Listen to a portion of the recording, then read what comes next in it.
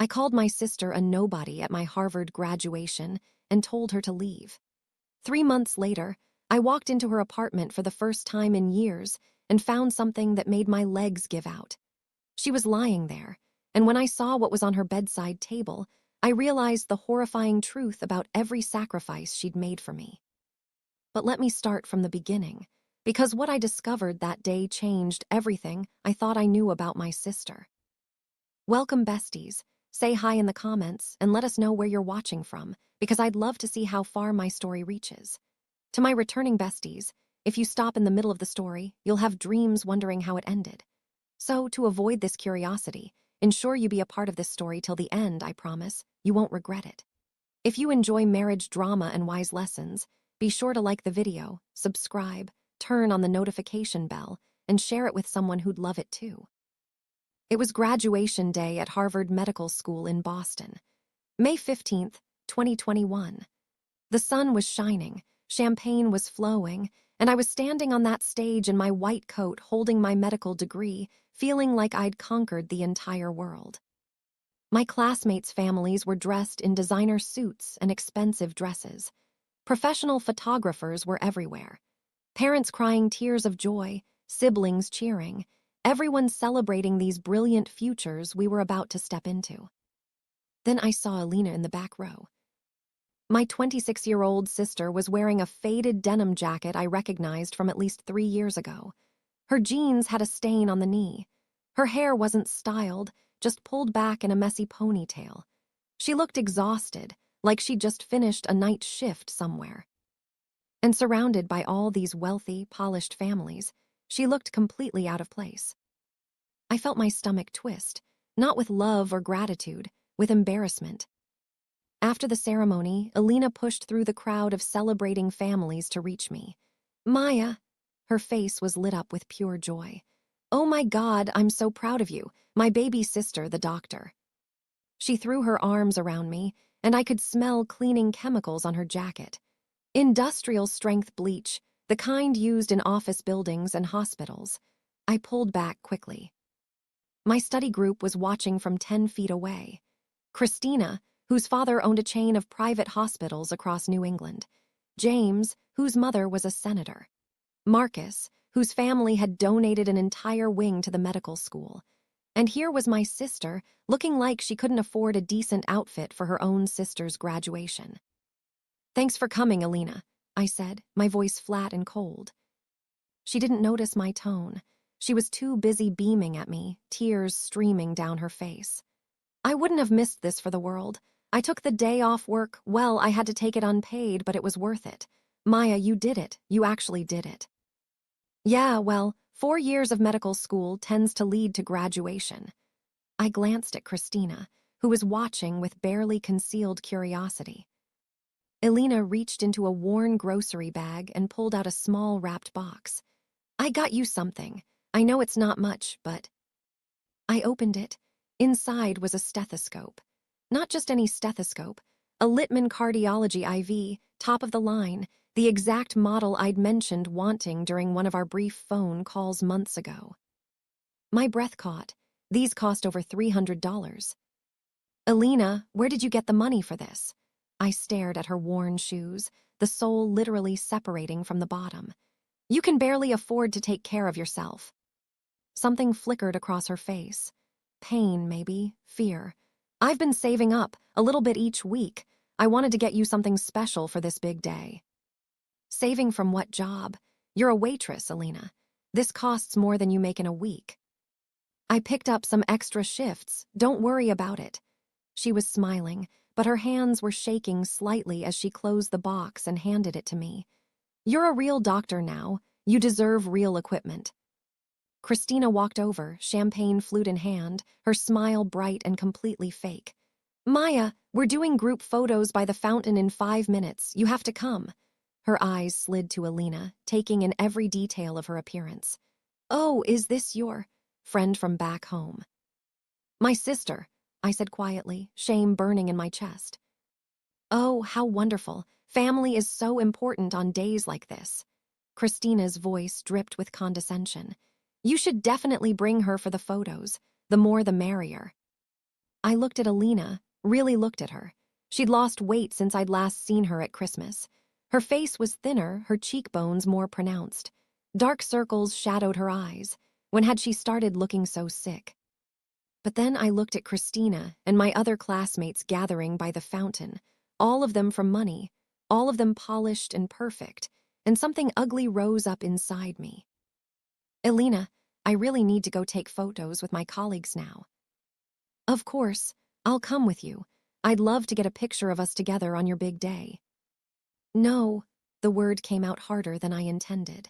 I mean, you should probably head out. It's a long drive back to Toronto, right? Alina's smile faltered. I took the bus, actually. My car broke down last week, but I don't mind staying. I thought maybe we could get dinner together, celebrate. I have plans with my study group. Reservations at this really nice restaurant downtown. It's kind of a classmates only thing. Oh, okay, she nodded, trying to hide her hurt. That's fine, I understand. You should celebrate with your friends. I should have stopped there. I should have just let her leave. But Christina was watching, and James had walked over, and I could feel their judgment like a weight on my shoulders. Judgment about where I came from, about my family, about the fact that I wasn't like them. So I said the words that would haunt me for the rest of my life. Look, Alina, I appreciate you coming all this way. I do, but let's be real here. I worked my ass off to get to this point. 4 years of undergraduate, 4 years of med school. I studied every single day, sacrificed my entire 20s, climbed the ladder one brutal rung at a time. While you, I gestured at her clothes, her tired face, you took the easy road. You're still waitressing at 26. You're still living in that basement apartment. You became a nobody, Alina. And right now, on this day, I need to be around people who actually made something of themselves. Do you understand what I'm saying? The words hung in the air like poison. Alina's face went completely white. Her mouth opened, closed, opened again. No sound came out. I watched her eyes fill with tears, watched her fight to keep them from falling. The people around us had gone quiet. Christina looked shocked. Even James looked uncomfortable. Alina blinked rapidly, fighting for composure. Then, somehow, impossibly, she smiled. This broken, shattered smile that didn't reach her eyes at all. Okay, she whispered, her voice shaking. Okay, Maya, I understand. You worked hard. You deserve to celebrate with your peers. She pressed the stethoscope box back into my hands. Keep this. Use it to help people. Be the amazing doctor I know you'll be. Alina. It's fine, really. I'm happy for you, Maya, so happy. She reached up and touched my cheek, and I noticed how cold her hand was, how thin her fingers were. I love you, baby sister. I'll always love you. Then she turned and walked away, disappearing into the crowd of celebrating families. I watched her go, watched her shoulders shake like she was crying, and I felt a tiny prick of guilt that I immediately shoved down. I had every right to be proud of my accomplishments. I had every right to celebrate with people who understood what I'd achieved. Alina would get over it eventually. Christina put her arm around me. That was harsh, Maya, but honestly, you're right. This is your day. You've earned it. We went to take photos. We went to the expensive restaurant. We drank champagne and talked about our residency placements and our brilliant futures.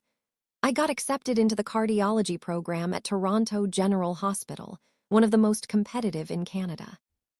My future was golden. Everything was perfect. I didn't call Alina that night, or the next day, or the day after that. She didn't call me either. 1 week passed, then 2, then a month. I moved from Boston to Toronto, started my residency, got thrown into the chaos of being a first-year resident.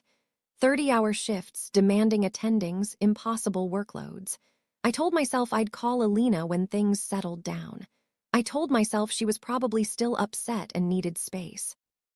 2 months passed, still no contact from either of us. 3 months after graduation, on a Tuesday morning in August. My attending physician, Dr. Reeves, called me into his office. He was a stern man in his 50s, brilliant but cold, not the type to have personal conversations. Dr. Chen, sit down, please. Something in his tone made my heart race. Is everything okay? I need to ask you something, and I need you to answer honestly. Do you have a sister named Alina Chen, 26 years old? The room started spinning. Yes, why? What happened? Is she okay? Dr. Reeves' expression shifted into something I'd never seen from him before. Pity, deep, profound pity. She's a patient here at Toronto General, in the palliative care unit, stage 4 pancreatic cancer. The words didn't make sense. They were English, but they wouldn't connect in my brain into anything coherent. That's impossible. Alina's fine, she's a waitress, she's healthy. There must be some mistake. There's no mistake. She was admitted through emergency 2 weeks ago after collapsing at work. Her medical records show she was diagnosed 2 years ago and has been receiving minimal palliative treatment since then. She stopped all treatment 3 months ago. He paused. She listed you as her emergency contact, but she specifically requested that we don't notify you under any circumstances. She said you were starting your residency and couldn't be disturbed. I'm only telling you now because her condition has deteriorated significantly. She's dying, Dr. Chen. Days, maybe a week at most. My legs gave out. I grabbed the edge of his desk to keep from falling. 2 years. The timeline clicked into place. She's had cancer for 2 years and never told me. According to her case notes, she refused aggressive treatment despite having a decent prognosis at stage 2. She told her oncologist she couldn't afford it.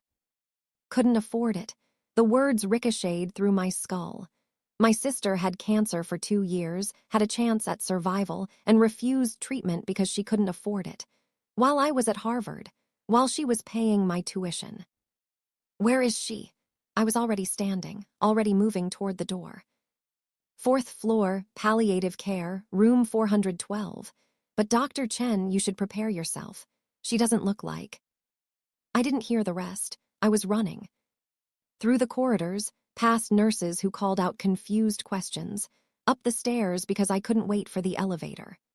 4th floor, palliative care unit, following the signs with shaking hands and a pounding heart. Room 412.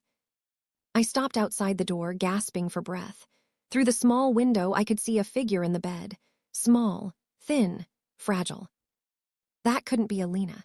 Alina was strong and capable and full of life. But when I pushed open the door and stepped inside, I knew it was her. My sister had lost at least 60 pounds. Her beautiful black hair was completely gone, just a few patches of stubble on her pale scalp.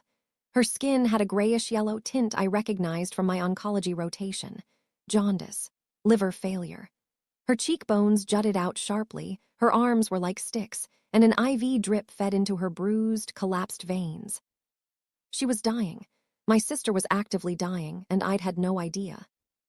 No, I whispered, the word ripping out of my throat. No, this can't be real.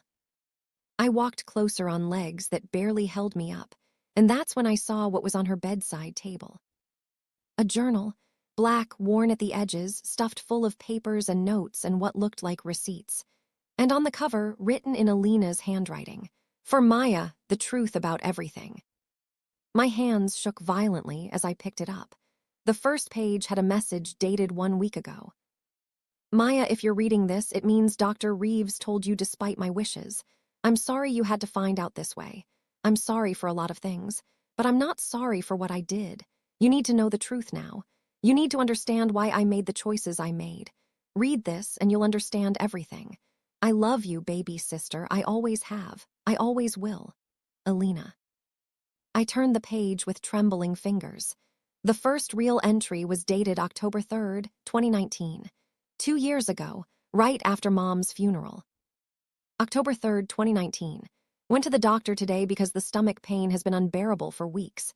I thought it was just stress from Mom's death and taking care of Maya. But they did tests. Scans, blood work, pancreatic cancer, stage 2. The doctor used words like aggressive and immediate treatment required and decent survival rate if we act now. The surgery costs $8,000. Chemotherapy is $3,000 per month for 6 months minimum. Total estimated cost, $26,000 to $35,000. Maya's second-year tuition at Harvard is due in 2 weeks, $54,000. I have $47,000 saved from working 3 jobs for the past year, not enough for both. The doctor says if I wait even 3 months, the cancer could spread and my chances drop significantly. But if Maya doesn't get her tuition, she'll have to leave Harvard. She'll lose everything she's worked for. The choice is obvious. Maya gets to be a doctor. That's more important than my life. The journal slipped from my hands and hit the floor. The sound made Alina stir in the bed. "No," I said out loud, my voice breaking. "Please no, Alina, what did you do?" I picked up the journal again, my vision blurred with tears, and kept reading. October 10th, 2019. Started a third job today. Night shift cleaning offices in downtown Toronto, 11 p.m. to 6 a.m.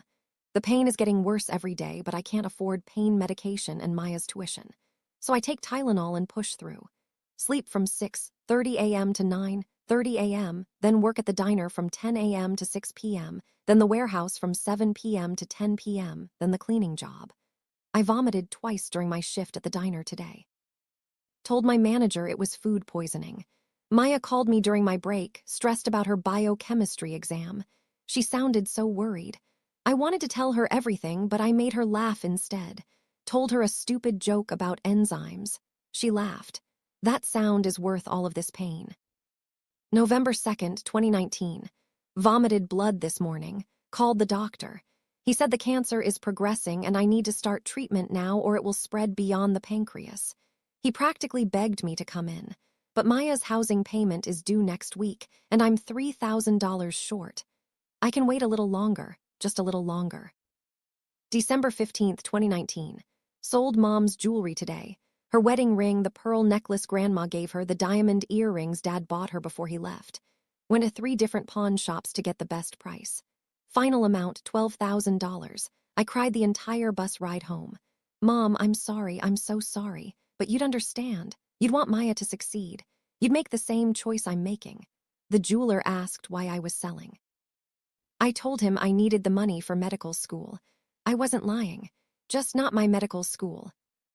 January 8th, 2020. Had another scan today. Cancer has spread to my liver. Stage 3 now. Doctor was angry with me for waiting. Said my survival rate dropped from 40% to 15%. He doesn't understand. Maya's survival rate at Harvard is 100% as long as I keep paying. That's the math that matters. Every page was another knife in my heart. Every entry showed me exactly what Alina had been doing while I was studying in libraries, hanging out with friends, complaining about exam stress. She was dying. She was working 18-hour days while dying.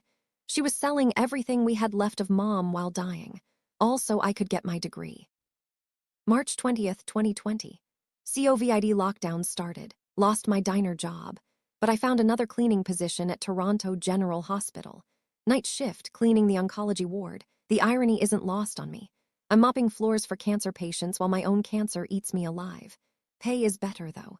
$18 per hour. I need every penny. Maya's doing online classes now, but tuition hasn't changed. She sent me a photo of her studying at her desk yesterday. She looked so focused, so determined. That's my girl, that's my baby sister. May 1st, 2020. Weighed myself today, 98 pounds. I've lost 40 pounds in 7 months. Everything hurts, standing hurts, walking hurts, breathing hurts. Maya called and asked if I'm eating enough. I lied and said I'm on a health kick. She believed me. Why wouldn't she? Her big sister has never lied to her before, except I've been lying for 7 months now. And I'll keep lying until the day I die. July 15th, 2020.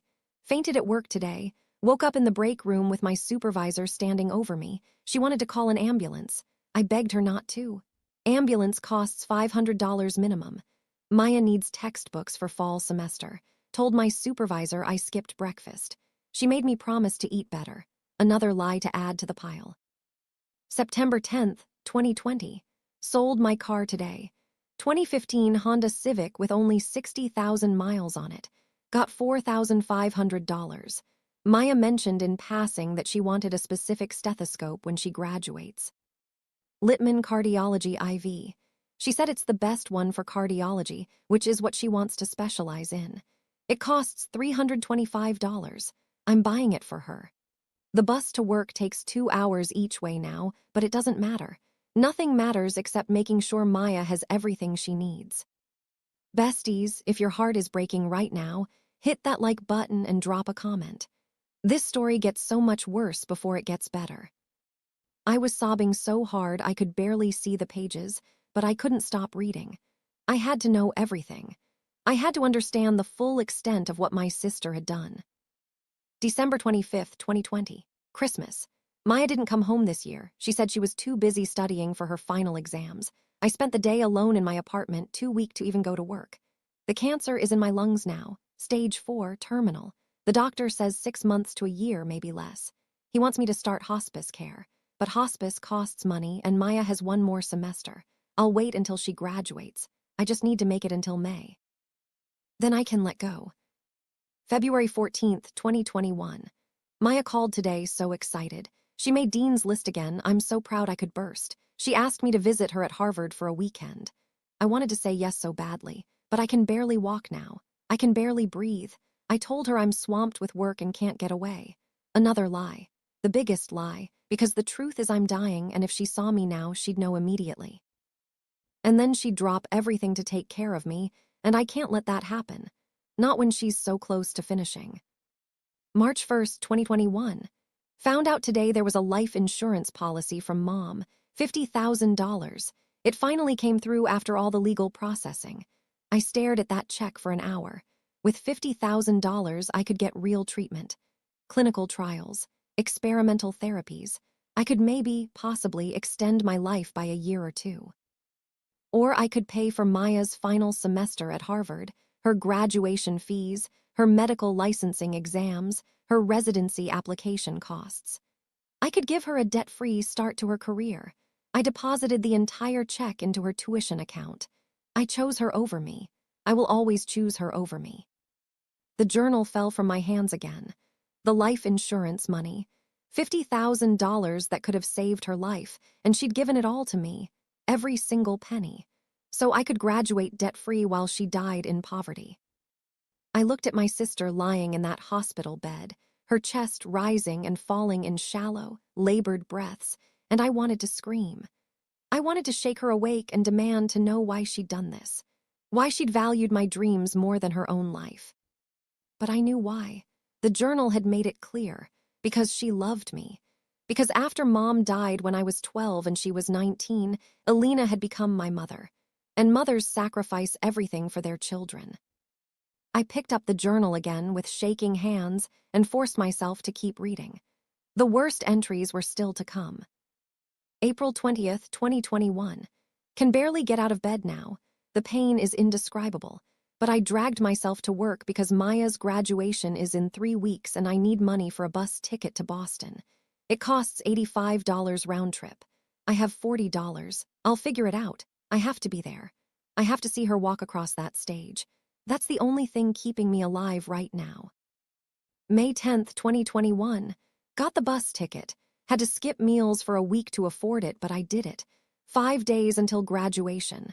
The doctor called me yesterday and said I should be in hospice care. He said I'm too weak to travel. I hung up on him. Nothing will stop me from being there for Maya. Nothing. May 14th, 2021. Leaving for Boston tomorrow morning. Packed my best clothes, but they don't fit anymore. I've lost so much weight, I look terrible, but maybe Maya won't notice. Maybe she'll be too happy to see me. I'm scared she'll know something's wrong just by looking at me, but I have to risk it. This is my last chance to see her. My last chance to tell her I'm proud. Tomorrow is the most important day of both our lives, hers because she's graduating. Mine, because I get to see it happen before I die. And then the final entry, dated May 15th, 2021. Graduation day, the day I destroyed her. May 15th, 2021. I don't even know how to write this. Today was supposed to be the happiest day of my life. I woke up at 4 a.m., took 4 different buses to Boston, arrived at Harvard with barely enough strength to walk from the bus station to the ceremony. But I made it. I sat in the back row because I knew I looked terrible and didn't want to embarrass Maya. And then I watched her cross that stage in her white coat and accept her medical degree. I cried so hard I couldn't breathe. My baby sister, the doctor, everything I've sacrificed, all the pain, all the suffering, it was worth it in that moment. Worth every second. After the ceremony, I went to give her the stethoscope. I'd been carrying it around for weeks, so excited to see her face when she opened it. But Maya looked at me like I was something dirty she'd stepped in. She looked embarrassed, ashamed, of me, her own sister. Then she said words I'll never forget. She said I took the easy road, that I became a nobody, that she couldn't have me around because she needed to be with people who made something of themselves. I wanted to scream at her. I wanted to rip open my shirt and show her the scars from the biopsy. I wanted to throw the journal at her feet and make her read every entry. I wanted to tell her that while she was climbing the ladder, I was dying one day at a time so she could reach the top. But I didn't. Because even through the pain of those words, even through the devastation, I was still proud of her. She worked hard. She earned that degree. And she deserves to celebrate without the burden of knowing what I did. So I smiled. I told her I loved her, and I left. The bus ride back to Toronto took 7 hours. I cried for all 7. Not because she called me a nobody. I've never cared what anyone thinks of me. I cried because those might be the last words she ever says to me. I cried because I wanted to hug her one more time, to tell her how much I love her, to see her smile at me like she used to when she was little. But I got what I needed. I saw her graduate. That's enough. That has to be enough. I'm stopping all pain management except the absolute minimum. I'm done. I'm tired. The cancer has won. I'll probably last another week, maybe 2. I'm going to use what little money I have left to open a savings account in Maya's name. $5,000, every penny I have left in this world. She can use it for her future, for whatever she needs. And I'm leaving this journal so she knows the truth, so she understands, so she doesn't blame herself, because this was my choice. Every single sacrifice was my choice, and I'd make the same choice again in a heartbeat. That was the last entry, 3 months ago, the day after I called her a nobody and told her to leave. I looked up from the journal to my sister lying in that bed, and my legs finally gave out completely. I collapsed to my knees on the cold hospital floor, clutching the journal to my chest, screaming. A nurse rushed in. "Dr. Chen, are you okay?" "No," I sobbed. "No, I'm not okay. I'm never going to be okay again." Elena stirred at the sound of my voice. Her eyes fluttered open slowly, struggled to focus. When she finally saw me kneeling beside her bed, confusion crossed her face. "Maya," her voice was barely a whisper, rough and weak. "What? What are you doing here?" I stood up and grabbed her hand, her thin, cold, skeletal hand that used to be so strong. "What am I doing here? Elena, how could you not tell me? How could you hide this from me for 2 years?" Realization dawned on her face. "You read the journal." "Yes, I read it, all of it. Elena, you had cancer for 2 years and you didn't tell me. You worked 3 jobs while dying. You refused treatment. You sold everything, including Mom's life insurance money." "Maya, please calm down." "Calm down? My sister has been dying for 2 years and I had no idea. You let me call you a nobody. You let me tell you to leave my graduation. You let me go 3 months without calling you while you were lying here dying." Elena tried to sit up but winced in severe pain. I immediately hit the morphine button on her pump, my doctor instincts kicking in despite my emotional devastation. "Don't move. Please don't move." She settled back against the pillows, breathing hard. "I didn't want you to know. You had 1 year left at Harvard. You couldn't be distracted." "Distracted? Elena, you were dying. And you were living. You were building your future, achieving your dreams. That was more important. More important than your life." "Yes," she said it without hesitation, her eyes meeting mine directly. "More important than my life. Maya, you have to understand. After Mom died, I had nothing. No direction, no purpose.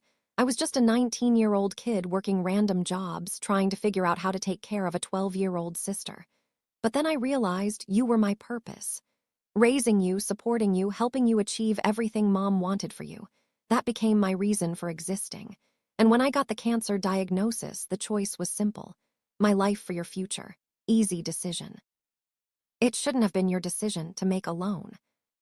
You were 21 years old, stressed about medical school. What would you have done if I'd told you? You would have dropped out. You would have come home to take care of me. You would have thrown away your entire future for a maybe 40% chance I'd survive. She was right, I would have, in a heartbeat. That 40% was worth fighting for, Elena. You were worth fighting for. But your dream was worth more. To me, it was worth more. A doctor I didn't recognize came in, middle-aged woman with kind eyes. "I'm Dr. Patterson, Alina's oncologist. You must be Maya." "Yes, can you tell me everything? Her full diagnosis, treatment history, prognosis, everything." Dr. Patterson glanced at Alina, who nodded weakly. Alina was diagnosed with stage 2 pancreatic adenocarcinoma in October 2019. At that time, with surgery and adjuvant chemotherapy, she had approximately 40% 5-year survival rate. She refused treatment, citing financial concerns. Over the next 18 months, the cancer progressed to stage 3, then stage 4. It metastasized to her liver, lungs, and lymph nodes. She finally accepted palliative care in January 2021, but she stopped even that 3 months ago. She's been managing pain with over-the-counter medication, which at stage 4 pancreatic cancer is. She trailed off, shaking her head. "Completely inadequate," I finished. "She must have been in agony." "Yes, when she collapsed at work 2 weeks ago and was brought to emergency, her pain level was off the charts. We started her on morphine immediately, but by then..." Dr. Patterson looked at Alina with deep sadness. "The cancer has progressed too far. I'm very sorry, Maya. There's nothing we can do except keep her comfortable. Days, maybe a week at most." After Dr. Patterson left, I pulled a chair next to Alina's bed and just held her hand, staring at her face, memorizing every detail. This was my sister, the person who raised me, who sacrificed everything for me, and I had maybe a week left with her. "I read about the life insurance money," I said quietly. Alina closed her eyes. "I knew that would upset you." "Upset me? Alina, that was $50,000. You could have gotten treatment. You could have had a chance." "A small chance. Maybe a year or two more. Or I could give you a lifetime of opportunity. I could make sure you graduated debt-free, that you could start your career without that crushing financial burden." It wasn't a hard choice. It should have been impossible. You should have chosen yourself. I did choose myself. Don't you see? You were myself, Maya, my better self. Everything I could never be. Watching you succeed, watching you become this brilliant doctor, that was my success too. That was my life's work. Over the next 3 days, I learned things about Alina that shattered me completely. Her coworkers from the cleaning company came to visit.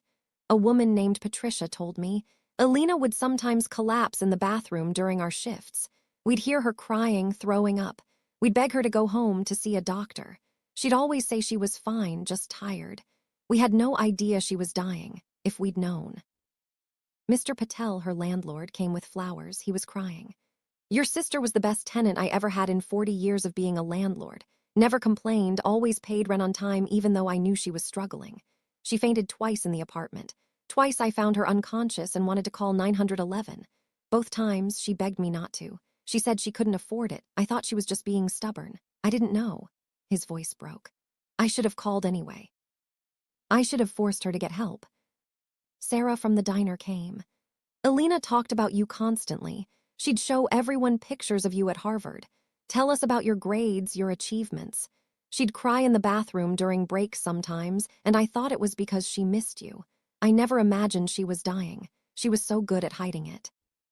Every visitor brought another story of Alina's suffering, Alina's sacrifice, Alina's incredible ability to hide pain and keep working, keep pushing, keep giving everything for me. On the 4th day, Alina was awake and more lucid than she'd been. The morphine was helping with the pain, and she seemed almost peaceful. "Maya, stop crying," she said gently. "I need you to listen to me." I wiped my eyes. "I'm listening. I need to tell you about the last 2 years, all of it, because the journal doesn't have everything." "Alina, you should rest." "I'm going to be resting forever soon. Right now, I need you to hear this." She took a shaky breath. "The 3 jobs, that part you know. What you don't know is how bad it got. There were nights I'd finish my cleaning shift at 6 a.m., go home, vomit blood for an hour, sleep for 2 hours, then drag myself to the diner. There were days I couldn't eat anything because the cancer made me nauseous, but I'd still serve food to customers with a smile. There were weeks where I'd make just enough money to cover your tuition payment, and then I'd have nothing left for rent. So I'd tell Mr. Patel I'd pay him next month." "Alina, let me finish. The car, I didn't sell it because it broke down. That was a lie.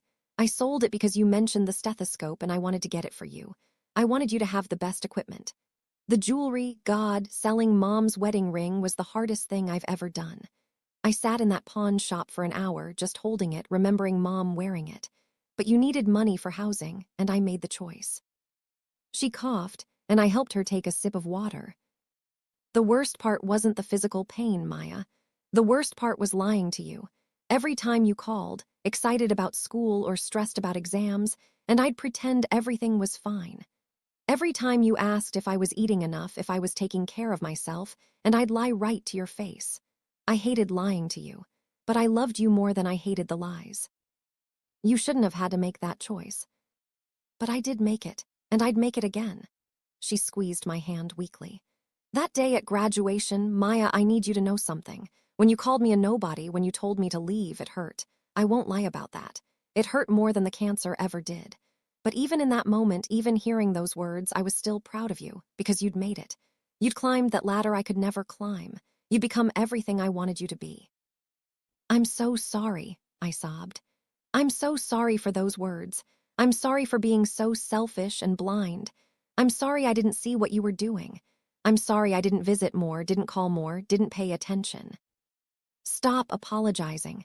You were doing exactly what you were supposed to do, focusing on your education, building your future. That's what I wanted. But what about your future? Your dreams? Alina, you were 19 when Mom died. You should have gone to college. You should have had your own career, your own life. Instead, you spent 7 years raising me and then 2 more years dying for me. I don't regret a single second. Not one. Maya, you were my dream. You were my career. You were my life's work, and look how beautifully you turned out. A nurse came in to check Alina's vitals. I saw the numbers on the monitor, and my medical training told me what I didn't want to accept. Her organs were failing. Her body was shutting down. Days, maybe hours. After the nurse left, Alina looked at me seriously. I need you to promise me something. Anything. Promise me you won't waste your life feeling guilty about this. Promise me you'll be the best doctor you can be. Save people. Help people. Live the full, beautiful life I wanted for myself but gave to you instead. I promise, but Alina, you deserved that life too. I had exactly the life I was meant to have. I had you. That evening, Alina's breathing changed. Dr. Patterson came in and gave me the look I'd learned to recognize during my residency. The look that said it's time. Maya, Alina whispered, come closer. I climbed into the narrow hospital bed beside her, careful of all her tubes and wires, and wrapped my arm around her frail body. She felt like bones wrapped in paper. I need to tell you one more thing, she breathed into my ear. What is it? In my apartment, under the bed, there's another box, letters. I wrote you letters every week for 7 years but never sent them. Read them. They'll help you understand how much I loved being your sister, how much joy you brought to my life, even at the end. I'll read them, I promise. And Maya, the $5,000 in the savings account, use it to help someone else, someone like me, someone who has to choose between treatment and taking care of the people they love. Promise me you'll help others like me. I promise. I'll do more than that. I'll make sure no one has to make the choice you made.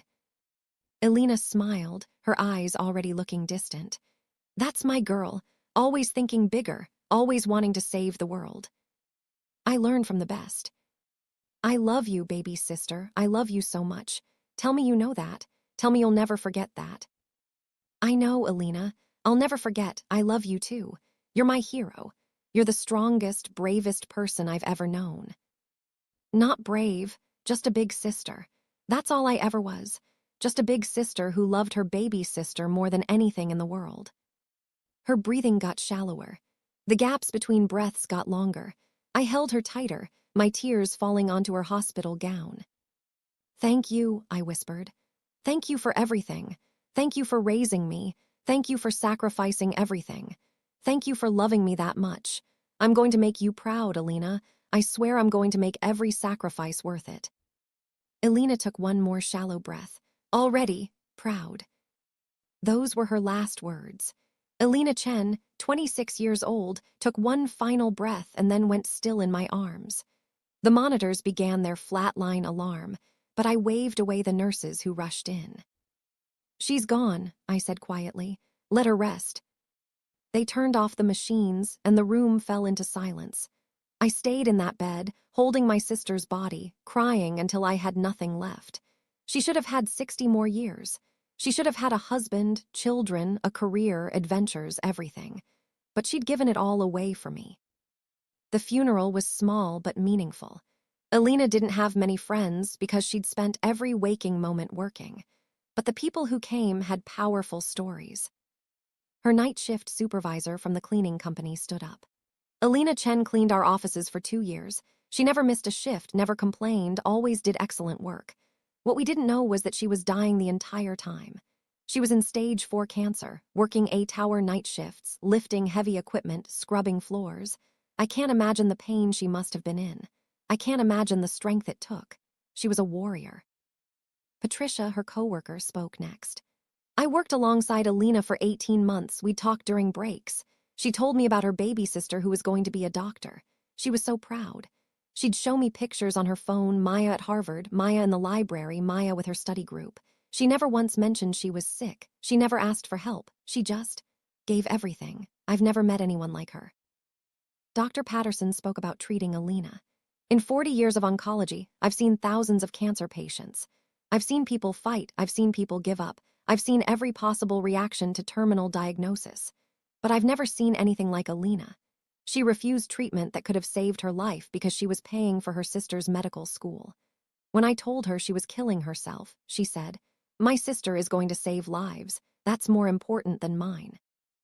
I argued with her. I begged her to reconsider, but her mind was made up. Her sister's future mattered more than her own survival. That's not just sacrifice, that's pure love." When it was my turn to speak, I stood at the podium with Alina's journal in my hands. "My sister called herself a nobody," I began, my voice shaking. "I called her a nobody, but I was wrong, so completely, devastatingly wrong. Alina Chen was not a nobody. She was everything. She was love in human form. She was sacrifice without expectation. She was a mother when she should have been starting college.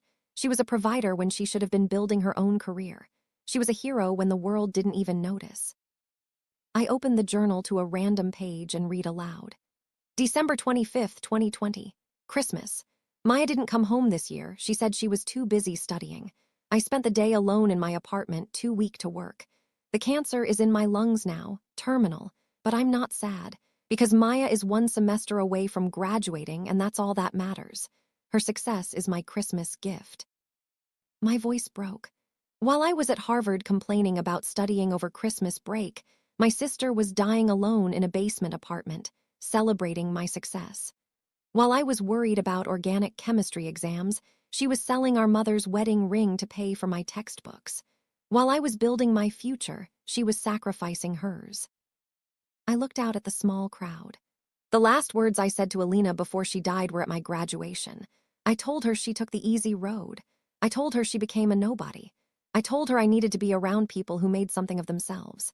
And she smiled at me, told me she loved me, and walked away. She walked away, and I didn't see her again for 3 months.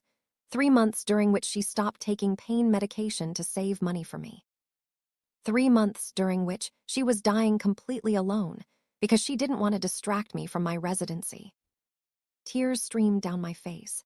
I'm standing here today as Dr. Maya Chen, a resident physician at Toronto General Hospital. I have my medical degree, I have my dream career, I have everything I ever wanted, and it cost my sister her life. Every single thing I achieved on the foundation of Alina's sacrifice. She was 26 years old. She should be here. She should be alive. But she chose me over herself every single day for 2 years until there was nothing left to give. I held up the journal. This is Alina's journal. In it, she documented every sacrifice, every job she worked while dying, every possession she sold, every meal she skipped, every time she vomited blood and went to work anyway, every lie she told me to protect me from the truth. And on every single page, she says the same thing: it was worth it. Watching me succeed was worth dying for. I closed the journal. Alina Chen was a hero who never wanted recognition. She was a mother who never gave birth. She was a provider who owned nothing. She was a warrior who fought in silence. And she was everything I'll spend the rest of my life trying to live up to. I love you, Alina. I'm sorry I didn't see you. I'm sorry I didn't save you. But I promise, I swear on your grave, I will make every sacrifice worth it. I will be the doctor you died to create. And I will make sure no one else has to make the choice you made. After the funeral, I went to Alina's apartment for the last time. That terrible basement unit with mold on the ceiling and a single hot plate for cooking. This was where my sister lived while I enjoyed campus housing and meal plans at Harvard. I found the box under her bed. Inside were hundreds of letters, all addressed to me, organized by year and month. I sat on her mattress on the floor and started reading. Dear Maya, happy 18th birthday. I know you're stressed about college applications. I know you're worried about money. Don't worry, I've got you. I'll always have you. I'm working extra shifts so you can apply to every school you want. Dream big, baby sister. I'll make sure you can reach it. Love, Alina. Dear Maya, you got into Harvard. Harvard. I screamed when you called me. I cried for an hour. Mom would be so incredibly proud. I'm so proud. I don't care what it takes, you're going to Harvard. I'll work 100 jobs if I have to. You're going to be a doctor. Love, Alina. Dear Maya, you called me crying today about failing an organic chemistry practice exam. You said you might not be smart enough for medical school. Baby sister, you're the smartest person I know. You're brilliant and capable, and you're going to pass that class. I believe in you more than I've ever believed in anything. Don't give up. I'm not giving up on you. Love, Alina. Dear Maya, got my cancer diagnosis today. I'm scared. I'm really scared. I want to call you and tell you everything. But you have finals next week. You're already stressed. I can't add this to your plate, so I'm writing this letter instead, and I'll never send it. But I need you to know, if something happens to me, it wasn't your fault. You were my purpose, Maya. You were my reason for living. And if I die making sure you succeed, that's a death with meaning. Love, Alina. Letter after letter, 7 years of one-sided conversations. 7 years of Alina pouring her heart out, documenting her love, her struggles, her pride in me, her fear, her pain. All of it written late at night after brutal shifts, written through tears and illness. Written because she needed to tell someone the truth, even if that someone never read it. Until now. The final letter was dated 2 days before she died. Dear Maya, this is my last letter to you. I can barely hold the pen. The morphine makes it hard to think clearly, but I need to write this. If you're reading these letters, it means I'm gone and you found them. I hope they help you understand. I hope they show you how much I loved you. How much joy you brought to my life, even at the end. Maya, you were never a burden. Raising you was the greatest privilege of my life. Working those jobs, making those sacrifices, I did it gladly. I did it with love. You called me a nobody, and maybe to the world I am. I never went to college, I never had a career, I never made a name for myself, but I raised you. I helped you become a doctor. I gave you the tools to save lives, to help people, to make the world better. That makes me somebody, doesn't it? That makes my life matter. Don't carry guilt, baby sister. Carry my love instead. Carry my pride. Carry my hope for your future. Be happy. Save lives, fall in love, have children. Live the beautiful life I wanted but gladly gave to you.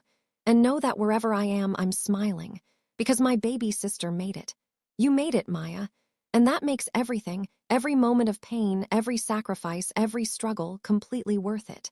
I love you forever and always. Your big sister, Alina.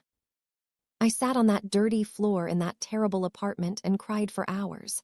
I cried for Alina's lost future. I cried for the life she should have had. I cried for every moment of pain she endured in silence.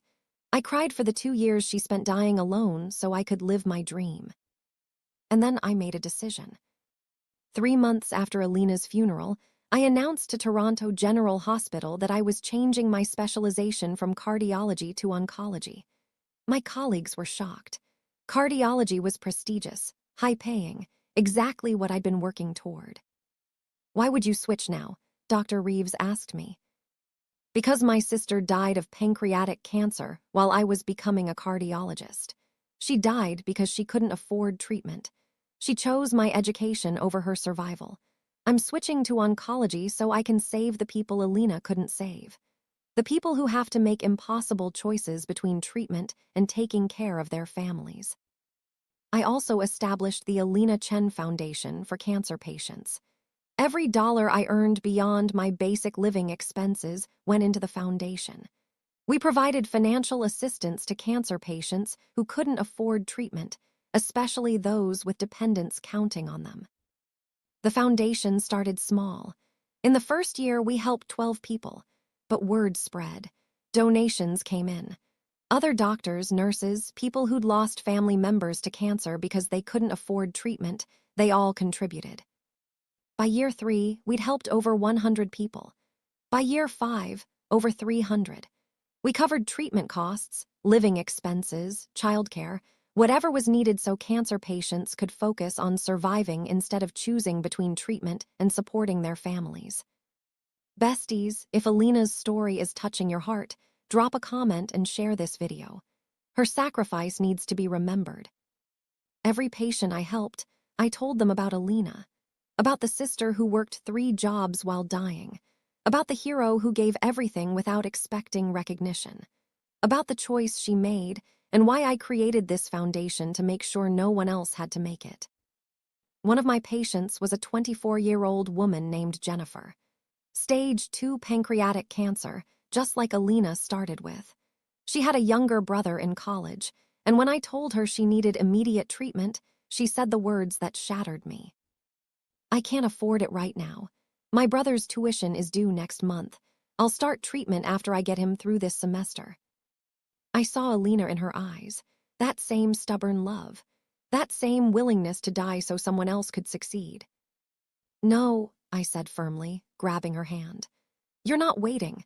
You're starting treatment today, right now, and the Alina Chen Foundation is covering every single penny." "I don't understand. Why would you do this for me?" So I told her Alina's story, all of it. The cancer diagnosis she hid for 2 years, the 3 jobs and the sacrifices, the journal entries and the letters, the life insurance money she spent on my education instead of her treatment, the way she died alone because she didn't want to distract me. Jennifer was sobbing by the time I finished. "I don't want my brother to feel what you felt. I don't want him to carry that guilt." "Then let me help you. Let me save you." That's what Alina would want. She'd want me to make sure other sisters don't die making the choice she made. Jennifer started treatment immediately. Aggressive chemotherapy, surgery to remove the tumor, radiation therapy. The foundation covered it all, over $85,000 in total costs. And I was there for every appointment, every treatment, every moment of fear and hope. 6 months later, Jennifer's scans came back clear. No evidence of disease. She was in remission. Her younger brother graduated college last spring, and Jennifer was there in the audience, healthy and alive, cheering him on. When I saw them together after the ceremony, the way he hugged her and thanked her for always supporting him, I saw what Alina and I should have been. What we could have been if I'd just paid attention. "Thank you," Jennifer told me, tears in her eyes. "You saved my life." "No," I said. "My sister saved your life. I'm just making sure her sacrifice means something." Every Sunday, I visit Alina's grave. It's at a peaceful cemetery overlooking a lake outside Toronto. I bought her the most beautiful headstone I could find, black granite with gold lettering. ELNICHEN. February 12, 1995, August 19, 2021. Beloved sister, guardian angel, hero. She gave everything so others could have everything. Every week, I bring fresh flowers. I sit on the grass beside her grave and talk to her like she's still here. I tell her about the patients I've saved, the families the foundation has helped, the lives her sacrifice is still changing. We helped 42 people this year, Alina. 42 people who can get treatment without choosing between survival and supporting their families. Because of you, because of what you did. Your sacrifice is saving people you never met. Isn't that incredible? I tell her about my work. I'm running an oncology research study now, focusing on early detection of pancreatic cancer. If we can catch it earlier, more people survive. Maybe we can prevent other sisters from making your choice. I tell her about my life. I'm dating someone, a good man, a teacher. His name is David. He knows all about you. I showed him your journal, read him your letters. He said you're the reason he fell in love with me, because you raised me to be caring and compassionate. He's right. Everything good in me came from you. And I apologize. Every single week I apologize. I'm sorry, Alina. I'm sorry I called you a nobody. I'm sorry I didn't see what you were doing. I'm sorry I wasn't there when you died. I'm sorry for so many things, but I'm trying to make it right. I'm trying to live the life worthy of your sacrifice. I hope I'm making you proud.